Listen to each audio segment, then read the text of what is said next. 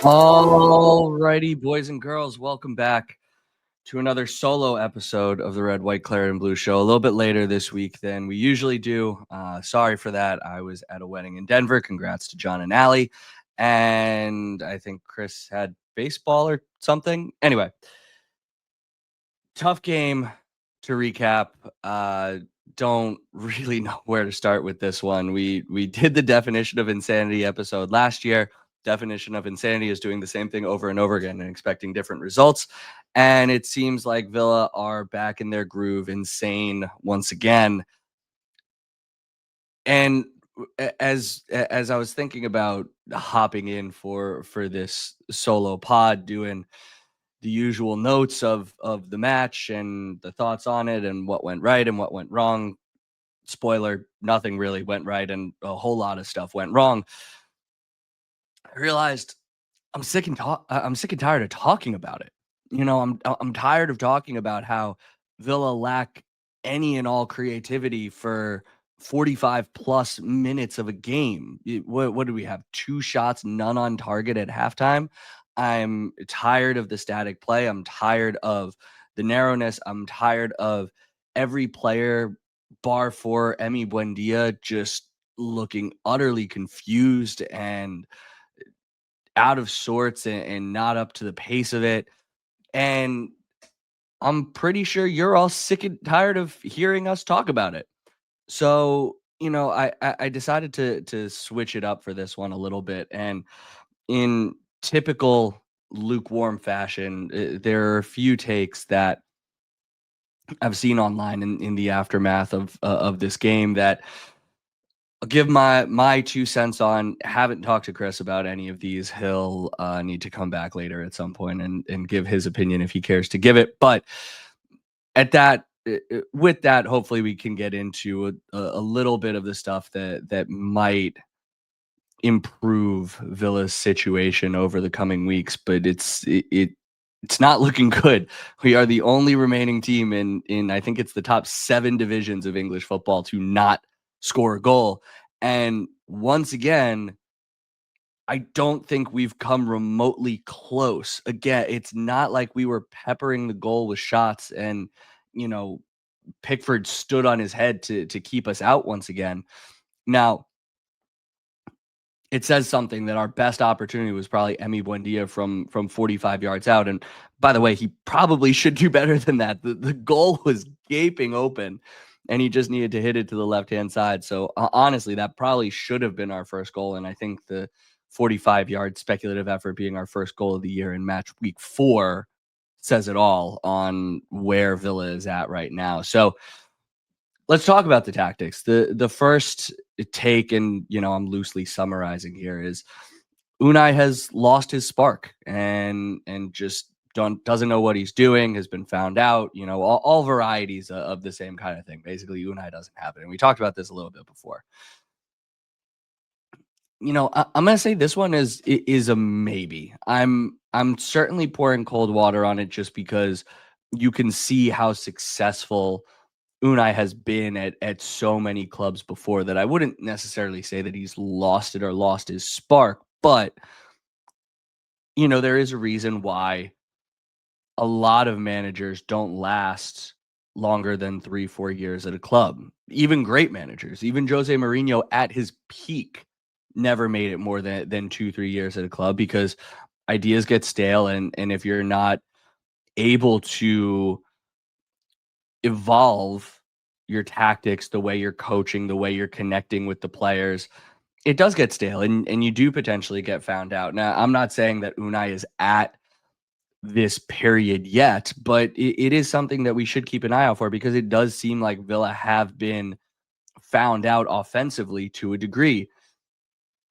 What I'll also remind people, and this is not an optimistic reminder, but this is how the team looked for a large part of last season as well, particularly in the months leading up to and including the January window. It was getting Marcus Rashford in and, criticized it at the time, but, getting some of those players in and what that did to the formation, the tactics, like all that kind of stuff, being able to play Marcus Rashford up top, get the misfiring Ollie Watkins out of the lineup, those were some of the things that ultimately catapulted Villa on. But there were large portions of last season where we looked devoid of creativity, of attacking impetus. We were giving up too many opportunities at the other end, and we were languishing in mid-table. And you look at what we've had over 4 weeks. I mean, honestly, there are probably pundits out there saying that we'll be lucky to escape relegation this year, and I kind of get that, at least on the basis of what we've seen over 4 weeks. But like I've said this before, we are probably a mid-table team this year that is going to throw everything that they have at the cup competitions. Now, doesn't look good for the cup competitions right now, so we'll see if that can provide some kind of turnaround for us. Just get out of the week to week of the league. But spoiler, I'm expecting an early punt out of both competitions at this point. Um, so where we'll go with Unai and his spark, to just kind of get back to what started this take. The seat might be getting a little warm. I'm not cranking it up to, let's say, on a 1 to 10 scale, like a 6, 7, whatever. But like, if you've got one of those little warmer burners at the back of your stove that doesn't get all too hot, if you turn that up to like a little 3, just to keep something on a very light simmer or warm, ready to serve for dinner later, like that might be where he's at. And I'm speaking more from the fan perspective than the board. Vidigani comes out repeatedly every week and says we need to get behind the manager, behind the team. We've got a world class manager there, and I'm not reading, seeing, hearing anything coming out of the club that they're thinking of getting rid of Unai Emery. But you can see the fans starting to get frustrated, and they don't necessarily know where to turn their frustrations. It's been at Unai Emery. It's been at Matty Cash. There's been a lot at Morgan Rogers so far this season, and we'll get into that a little bit later. But, once the fans really start turning against a manager, no matter how much the board likes that guy, it's hard to stick by him. And so when I say that the heat is ratcheting up a little bit, that's what I'm talking about. That online vocal fan that's starting to question probably the greatest manager, at least in recent Villa history, if not all-time Villa history. The other thing that's going around that might make some people pour some cold water is a stat about Sevilla. And I'll admit I haven't verified this, so could be right, could be wrong, but was supposedly said that there was a season where Sevilla went winless in their first 5 matches. I think it was 3 losses and 2 draws. And that was the year where they went on to win the Europa League. So, the refrain is he has done this before. And I buy into that to a certain degree. And so that is one reason why I'm pouring a little bit of cold water on this take of him losing his spark. And so this is my optimistic view on what's going on right now. What have we slammed, or at least me in particular, what have I slammed Unai for and been a constant thorn in Chris's side about for the past several seasons? That is our inability to defend, to hold a lead, to just be giving up good chance after good chance after good chance. I'm on record repeatedly as saying that we didn't deserve Champions League last year because we gave up too many goals, that you just can't consistently qualify for Europe giving up 50, 60 goals a season. It just it doesn't work that way. And as much as we love the all action up and down football and Villa scoring goals left, right, and center for fun, scoring goals is a lot harder than keeping them out. And so that's why I have always said that we need to put more emphasis on the defensive side to give up fewer opportunities so that we can hopefully win more games with only 2 goals instead of 3, 1 goal instead of 2. And so I do wonder, to a certain degree, how much emphasis in the offseason and Unai's new tactics has been on exactly that, preventing goals. We've got a couple clean sheets already this year. We ended last season with several clean sheets in a row. And bar for the Crystal Palace game, which we can almost toss that out because Crystal Palace could probably field the JV side from my high school and still beat us 5-0 for some reason. I I do think that we have looked better defensively. I wouldn't say we've looked perfect. We're still giving up a lot of good opportunities, and Everton had several good chances this past week. But proof is in the pudding with how many goals that we've given up in games not against Crystal Palace. And so, you know, maybe there is more emphasis on the defensive side, and he either has struggled to figure out how to connect that into a more dynamic attack, or the other thing that I will throw out there, and I've said before and I'll say again, is that he is trying to get the team to do something offensively that it is not getting yet, not understanding, not capable of doing, whatever it is. But if we can all see it, I'm sure Unai can see it, and I'm sure that it frustrates the heck out of him. And so I'm sure that there is hopefully a reason in his mind for why this is happening. But back to the episode, definition of insanity, doing the same thing over and over again and expecting different results.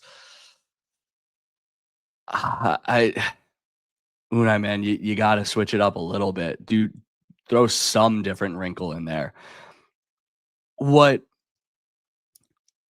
what does still concern me though is the lack of any sort of high coordinated press. It just seems so imperative at the way that football is played nowadays that you need to have some kind of strong high press, and Villa just don't.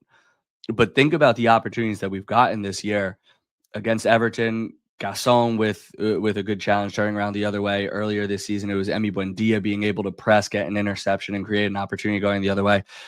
Jurgen Klopp always said that they didn't need a number 10 at Liverpool because their relentless high press created that creativity for them. When you can intercept the ball high and get everybody kind of scattered and running back towards their own goal, that's what creates openings the same way that a number 10 does. And when Villa are looking static, when Villa are looking bereft of any kind of creative passing, again, bar for maybe Emi Buendia, a high press could be a solution to that. At least if you're going to press high, if you're going to press hard and create some turnovers, you create them in advantageous positions. You create them down the field where you only need maybe one or two passes, not like 10 from Ezri Konsa to Tyrone Mings to Ezri Konsa to Tyrone Mings to Ezri Konsa to Tyrone Mings to Luka Dean, back to Tyrone Mings to Ezri Konsa before you finally go forward to ultimately get an opportunity on goal. So that would be my biggest thing, is that I think Villa need some sort of a more coordinated high press to create something, unless they're going to switch up the offensive formation entirely. Now, I started to talk about players a little bit there, and so the second take that I've seen a lot is that essentially Monchi sucks. And you've seen this come out in either questions about why Daniel Malin isn't playing, despite spending fairly heavily on him back in January. You have seen the starting lineup from Saturday be posted with who recruited all those players, and only one, I think, was Unai Emery. I think it was Morgan Rogers, with the bench being entirely Emery signings. A lot of Emery signings have come in and been sold back out. This is a curious one. I think Chris would be dumping a ton of cold water on this, because he would say, the sale of players like Musa Diaby, like John Duran, have ultimately been what kept us in PSR. And he's right, but I'm gonna put a little more nuance on this, and I'll say that there are, in life, oftentimes you either know people who are thrifty shoppers, they're great at finding a bargain, all that kind of stuff, and then you know people that are great salesmen that can kind of sell you on any kind of activity, sell cars, like all that kind of stuff. And I don't necessarily know how much overlap there is between those two people. And so I almost use that as an analogy for Villa's recruitment department of Monchi and Co. have been unbelievable sellers, getting what they got for John Duran, being able to turn around and flip Musa Diaby for, I mean, I think it was a profit of only 5 million, but still to flip someone around that quickly. The sales that they've made in the market have largely been positive. We can certainly dispute what's happened with Costa, Ashkin, stuff like that. No one bats 1,000. But by and large, he has done a good job with sales and maneuvering wages and all that kind of stuff to manage PSR and SCR to a certain degree. Great salesman. However, let's look at the buys. And the buys, by and large, have not ripped up trees and have largely been for very, very high fees. Onana, 50 million. Backup in basically both central midfield positions to Yori and Boubacar Kamara. That's a lot. Ian Matson, been here for quite a while now, has not been able to displace Luka Dean. Daniel Mallon. Evan Gasson is getting a little bit more time, but we'll wait and see what kind of happens with him. Pau Torres, phenomenal for a year, great signing. Not so great last year, certainly had his ups and downs. And then this year seems definitively second choice to Tyrone Mings. We can go on and on with the other players that have been bought and brought in and haven't necessarily been deemed up to it. Costa, one of those. And so I am starting to wonder if Monchi is a good salesman and not necessarily the best thriftiest shopper. And so I want to revisit this question of, are Villa screwed by PSR and by the powers that be and by that nasty evil cartel of the Sky Six, or are they mismanaged? And I think I'm starting to come around to saying that it is a bit of both. And the one take that I've seen that really resonated with me is who Villa are bringing in during this time of necessitated financial austerity. Marcus Rashford, Jadon Sancho, Marco Asensio, Axel Disasi. Chelsea's wages are not nothing. Who are all these guys? They are guys on astronomical effing wages that Villa are agreeing to pay a large percentage of. Remember the percentage that Villa were paying of Marcus Rashford's wages? He was like doubling up our next highest earner on the entire team. Marco Asensio was no different. And, I'm sure Jadon Sancho for how much he was purchased for, and again, it's United, was the same thing. And that is what pushes us against the squad cost ratio limit. And that is why we can't offer more wages to other players. I do kind of agree with the idea of, instead of shopping for these reclamation projects from United, for example, who, if we do our job and they play well, we can never afford to buy them or pay them or integrate them into the squad anyway. Why are we not shopping instead for the best player on a team beneath us in wage structure? I know United is beneath us in the table, but beneath us in wage structure and revenue and things of that sort. Why aren't we making a bigger play for, and it's the first name that comes to mind, even if it isn't the best one, but Eberici Eze, right? Like, he's not on a wage packet at Crystal Palace the way that I would assume Jadon Sancho or Marcus Rashford were at Manchester United. So, are there guys in that kind of tier, not necessarily the 60 million ones, that we can go get instead?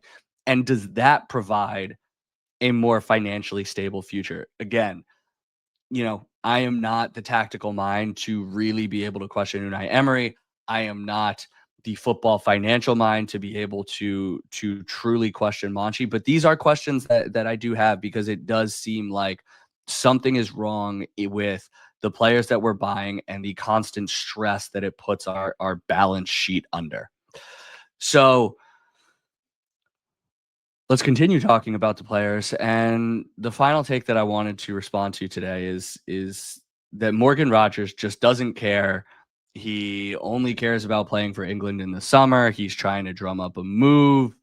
And so, he's playing worse, so the fee goes down. I don't know. I don't really understand that logic. Now,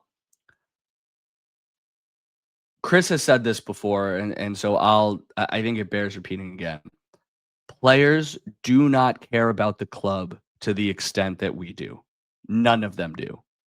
Jack didn't. Jacob Ramsey doesn't. And they were born and bred in Birmingham. So to think that Morgan Rogers cares about Aston Villa more than the progression of his own career is ridiculous. He may want to go. He may want to drum up a move in the summer. But I think the problem is what people are using as evidence to make that claim. And the evidence of he's not played all that well this year is ludicrous to me. Everybody has played poorly this year. Emi Buendia is our MVP on the season, probably. And I think that says it all from where we thought Emi Buendia was going into this season.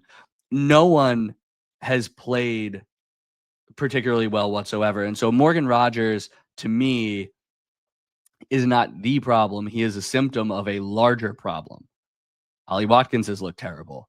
You know, Yuri Tielemans has not looked great. Anybody that you have thrown in the lineup has not really looked bright or effective. McGinn hasn't looked good. Like no one has looked good. So when you have that up and down the team, you can't pin that on one player in Morgan Rogers and say that he is uncaring.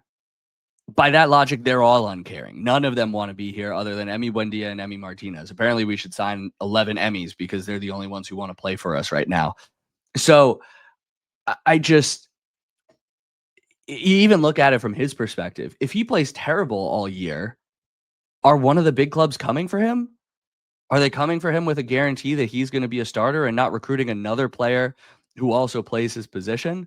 Probably not. It doesn't behoove him to stink up the bed for a year to drive his cost from 120 million down to 60. It doesn't make sense to me.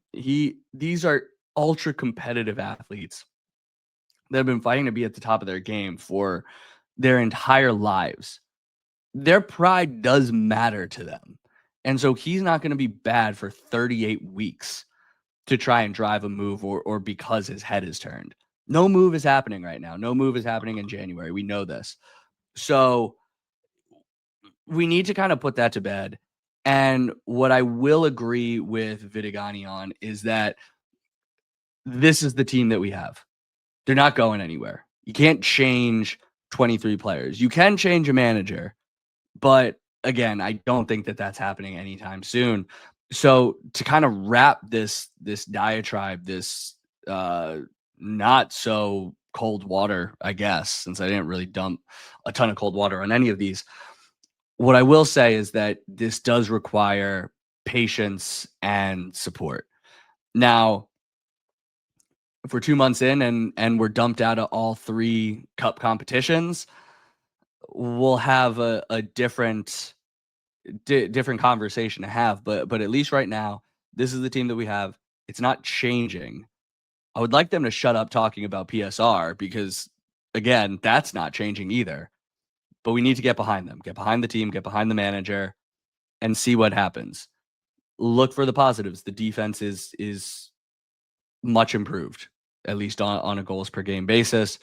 And the team, knock on wood, is not going to go 38 games without scoring. So some goals will be punched in. The players are too good for that.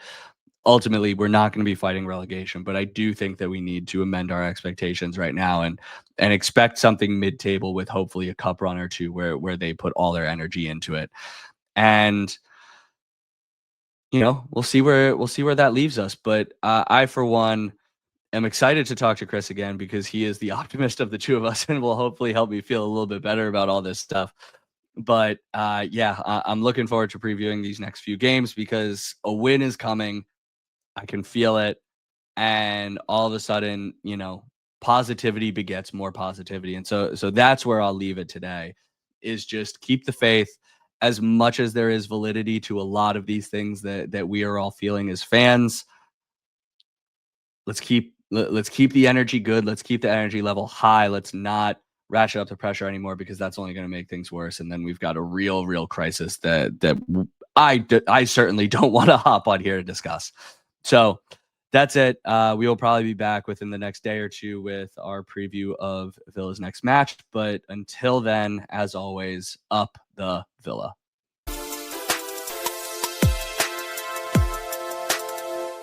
Hi, mom and dad.